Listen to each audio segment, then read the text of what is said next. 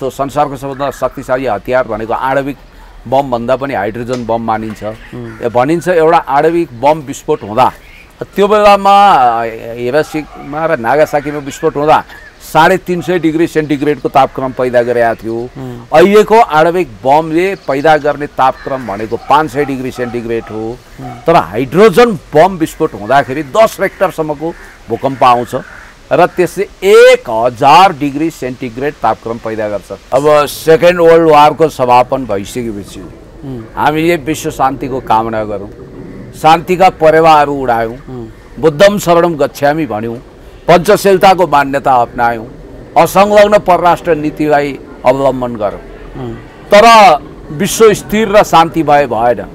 खास गरी भन्ने हो भने अब त्यो तत्कालीन दोस्रो विश्वयुद्ध भयो, हिरोसिमा र नागासाकीमा जुन लिटिल बोय र फ्याट म्यान भन्ने दुईवटा परमाणु बम विस्फोट भयो, त्यसले गर्दा युद्ध लगभग समाप्त त भयो। तर विश्व युनिपोलर ग्लोबल अर्डरमा जान खोज्यो। अब शीतयुद्धकालमा सोभियत युनियन उफ रसिया र अमेरिकाको वार थियो।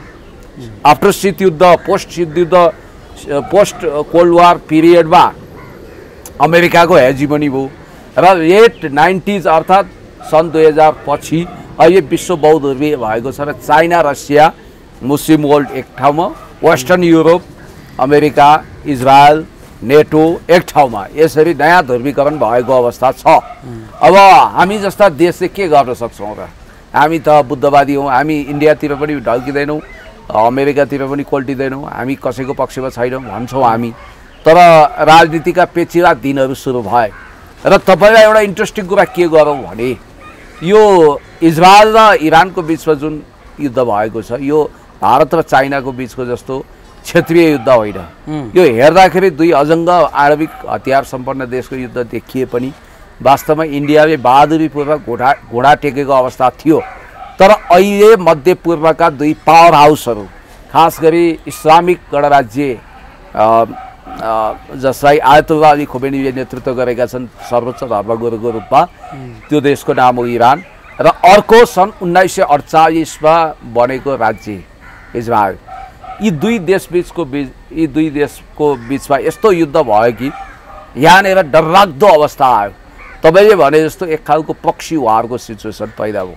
प्रक्सी वार किनभने त्यहाँ इजरायल र इरान मात्रै लडेका थिएनन्, रसिया चाइना भर्सेस वेस्टर्नको लडाइँ भएको थियो, अमेरिकाको लडाइँ भएको थियो। र डोनाल्ड ट्रम्पले वास्तवमा फुर्दो लगायतका आणविक भट्टी, बुशेर फुर्दो लगायतका आणविक भट्टीका ठिकानामा तीन ठाउँमा जहाँ आणविक भट्टी स्थापना गरेको विश्वास गरिन्छ, जहाँ युरेनियम प्रशोधन भइरहेको थियो। र अब हुन त कतिले इरानले आणविक हतियार प्राप्त गरिसक्यो भन्छन्, तर इरानले त्यो दाबी गरेको छैन। आणविक अप्रसार सन्धिको एउटा हिस्सा हो। त्यसै गरी अन्तर्राष्ट्रिय आणविक ऊर्जा एजेन्सी IAEA ले पनि प्रतिवेदन दिँदा इरानले आणविक हतियार बनाइसकेका भनेको छैन। आणविक हतियार प्राप्तिको लक्ष्यमा ऊ तीव्र गतिमा अगाडि बढिरहेको छ भनिएको छ।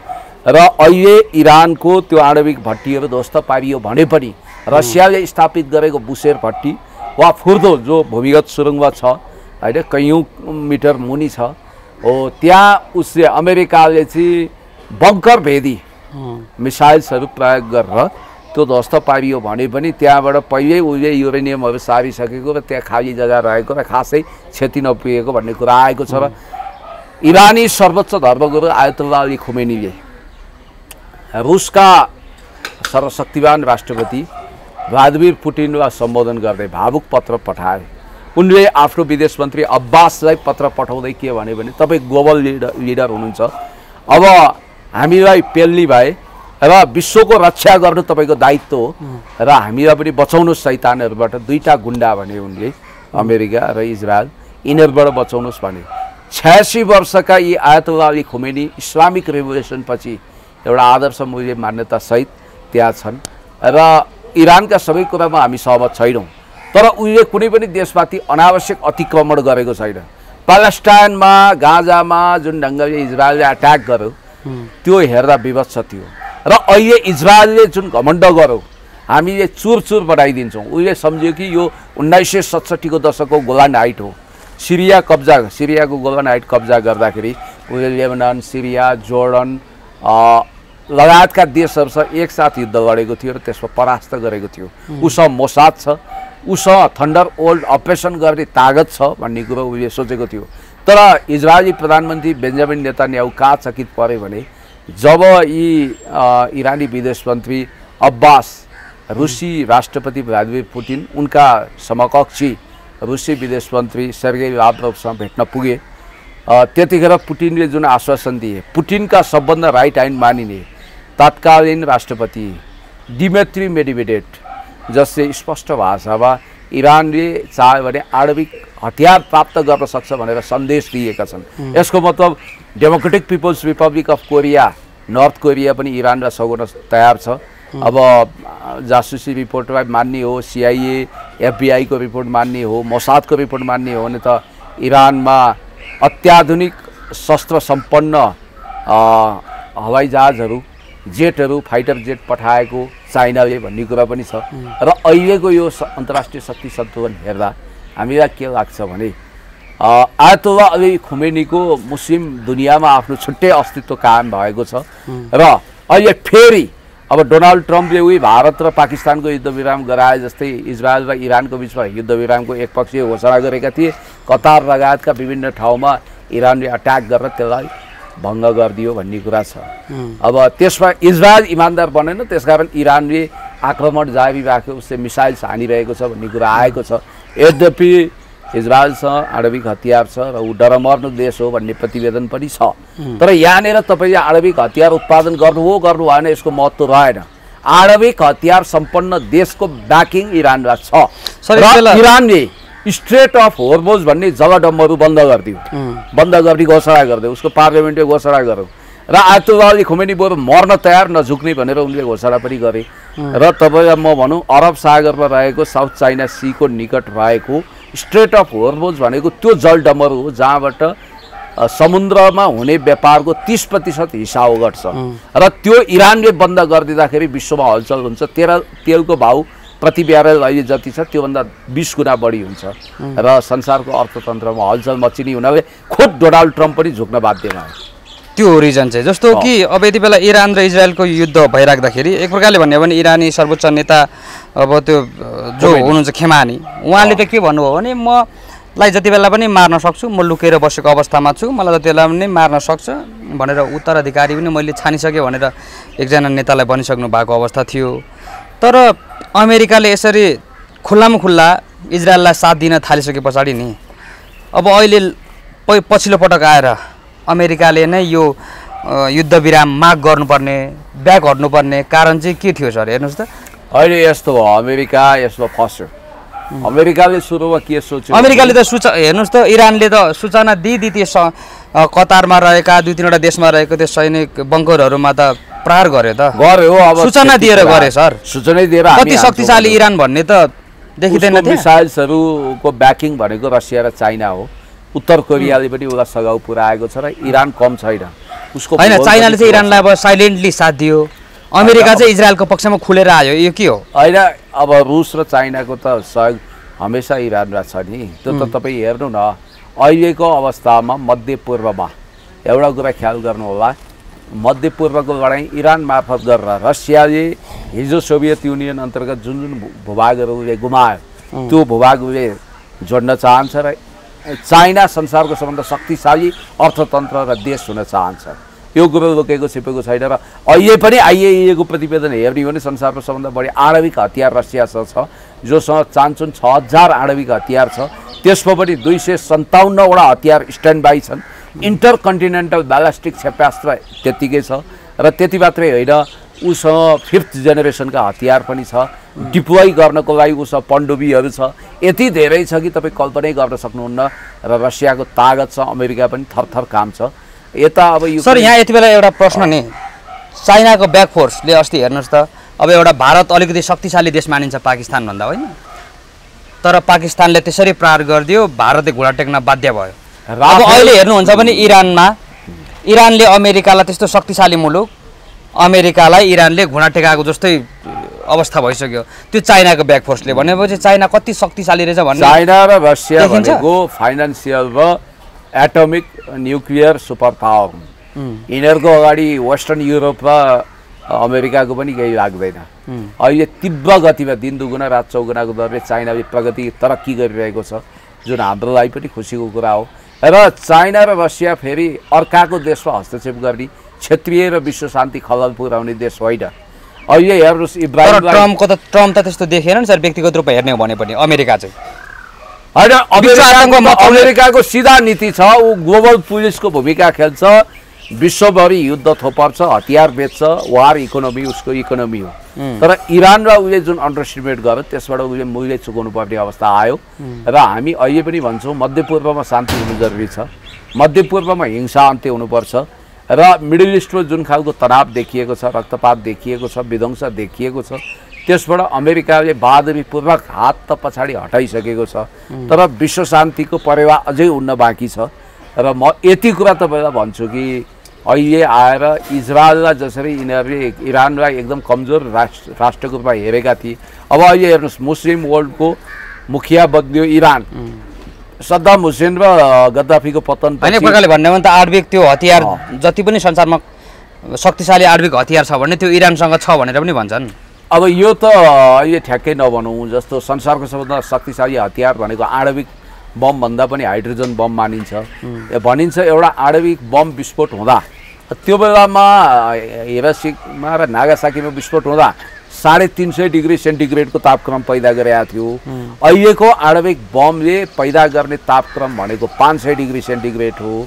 तर हाइड्रोजन बम विस्फोट हुँदाखेरि 10 रेक्टरसम्मको भूकम्प आउँछ र त्यसले 1000 डिग्री सेन्टिग्रेड तापक्रम पैदा गर्छ।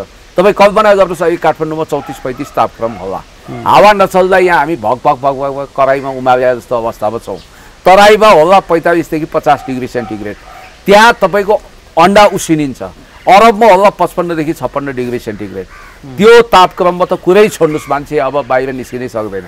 तपाईँ कल्पना गर्नुहोस्, एउटा आणविक बम विस्फोट हुँदा जुन एरियामा विस्फोट भयो, जुन सहर, जुन भूभाग, जुन देशमा विस्फोट भयो, एउटा आणविक बम विस्फोट हुँदा 500 डिग्री सेन्टिग्रेड तापक्रमले के पगालिदिन्छ तपाईँ कल्पना गर्नुहोस्। मान्छेको हड्डी पगालिदिन्छ, पर्वतहरू पगालिदिन्छ, समुद्र सुकाइदिन्छ।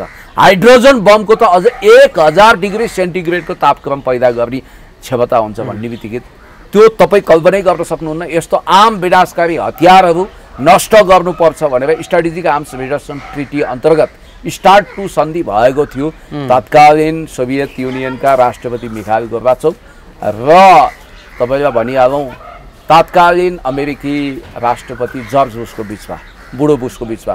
तर रसियाले त्यसलाई इमान्दारीपूर्वक पालना गर्यो, अमेरिकाले पालना नगरेको हुनाले 2/3 हतियार कटौती गर्ने कुराबाट यिनीहरूले हात झिकेर आणविक अप्रसार सन्धिबाट उत्तर कोरियाले हात झिक्यो। र फलस्वरूप अहिले हाइड्रोजन बम जम्मा कोसँग छ तपाईँ कल्पना गर्नुहोस्, अमेरिका, रुस, चीन र उत्तर कोरिया, यति देशसँग हाइड्रोजन बम छ। भोलि के होला विश्वको अवस्था? त्यस कारणले गर्दाखेरि यो सशस्त्र होडबाजीले विश्वको भविष्यलाई नै अनिश्चित बनाइदियो। सर, यो युद्धले नि जस्तो जति पनि अहिले युद्धहरू भइरहेको छ राज्यको विरुद्ध राज्य, अब यसले नेपालमा कति असर पार्ला सर? कस्तो प्रकारको असर पार्ला? यो विश्वव्यापी राजनीतिमा नै कस्तो असर पार्ला? के छ? बहुआयामिक असर पर्छ। यसको राजनीतिक प्रभाव, कन्सिक्वेन्सेस आफ्नो ठाउँमा छ। यसले जलवायुमा पार्ने असामान्य प्रभाव आफ्नो ठाउँमा छँदैछ। प्रत्यक्ष क्षति नेपालमा के पर्ला त्यो विषयमा? प्रत्यक्ष हाम्रो अर्थतन्त्र धाराशायी हुन्छ। हामी तेल उत्पादक देश होइनौँ। धन्न अब सम्माननीय प्रधानमन्त्रीले चाइनाको सहयोगमा हाम्रो तेल र ग्यासको भण्डार दैलेखमा उत्खनन गरिएको अहिले तथ्यहरू आएको छ। तर त्यो अहिले प्रयोगमा आएको छैन, कयौँ वर्ष लाग्छ त्यसलाई उत्खनन गर्न। हामी तेल र ग्यासमा विदेश निर्भर छौँ। तपाईँलाई मैले भनिहालेँ, युद्ध हुने बित्तिकै महँगी बढ्छ, गरिबी बढ्छ, अनि त्यसले त इकोनोमीलाई ठाडै असर पारिहाल्छ नि। महँगी व्यापक हुन्छ, तेलको भाउ बढ्छ, सुनको भाउ बढ्छ, डलरको भाउ बढ्छ, अनि हामी त चपेटामा परिहाल्छौँ। यो कुरा बुझेर ट्रम्पले यति बेला युद्ध विरामको माग गरे हो कि के हो सर? डराए? अमेरिकी अर्थतन्त्रमा पनि धेरै गम्भीर असर पर्छ, किनभने स्ट्रेट अफ हर्मुज बन्द हुने बित्तिकै त्यहाँ इरानले बन्द गर्न सक्छ। त्यो बन्द हुने बित्तिकै अमेरिकाको पनि एलआईहरूसँग सम्बन्ध टुट्छ। अहिले साउदी अरेबियाले समेत अमेरिकाको समर्थन गर्न सक्ने अवस्था छैन। एउटा कतार जहाँ इरान आफैले अट्याक गरेको छ, त्यो बाहेक मिडल इस्टका र मुस्लिम कन्ट्रीहरू पुरै एन्टी अमेरिकन भएर गए। तपाईँलाई इन्ट्रेस्टिङ कुरो गरिदिउँ, तालिबान जस्तो कट्टरपन्थी समेत अहिले विकासको पथमा अगाडि बढेको छ। बुर्किना फासोमा इब्राहिमले असामान्य प्रगति गरेका छन्। इथियोपियालाई हामी अपमान गर्छौँ, त्यसको पर क्यापिटा इन्कम हेर्दा हामी ताजुब हुन्छौँ। हाम्रो देश चाहिँ के गरेर बसेको छ, किन यति अल्बलिएको छ? हामीसँग भिजन छैन, हामीसँग मिसन छैन। उही संसदमा झगडा गरौँ, सस्तो लोकप्रियता कमाए, एउटा अर्कालाई आरोपित गरौँ, बालको खाल उतारे, यही हो त हाम्रो बिजनेस। हाम्रो देश कुन बहसमा अल्झियो? समृद्धि र विकासको बहस हुनु पर्थ्यो। अब अहिले संसारले टेक्नोलोजीमा यति अभूतपूर्व विकास गरेको छ, हामी त्यसमा जानु पर्थ्यो। केही पनि छैन। नेपाल त उही गोलचक्कर लगाएको छ, फलाना तन्त्र, फलाना सिस्टम, फलाना दाइ, तिगाना कम्प्रेड, यसले हुँदैन, देश बन्दैन। देश बनाउन भिजन सहितको लिडरसिप चाहिन्छ। अब अलिकति विषयान्तर गरौँ सर। अब हामी हाम्रो देशको समसामयिक राजनीतिक घटनाक्रममा रहेर कुराकानी गरौँ। जस्तो यति बेला गृहमन्त्री विरुद्ध जुन प्रकारको आरोप लागेको थियो, भिजिट भिजा प्रकरणमा त्यो मानव तस्कर गर्यो, मानव बेचबिखन गर्यो भन्ने आरोप थियो। अब यसमा एउटा छानबिन समिति त बन्यो, तर यो छानबिन समिति भन्दा पनि ढाकछोप समिति बने भनेर धेरैजनाले विश्लेषण गरे। यहाँको चाहिँ के छ राय सर यसमा? अब भिजिट भिसा प्रकरण एउटा गम्भीर प्रकरण हो। यसमा धेरै गृहमन्त्रीहरू फस्न सक्छन्। खुद रवि लामिछाने समेत अनुसन्धानको दायरामा छन्।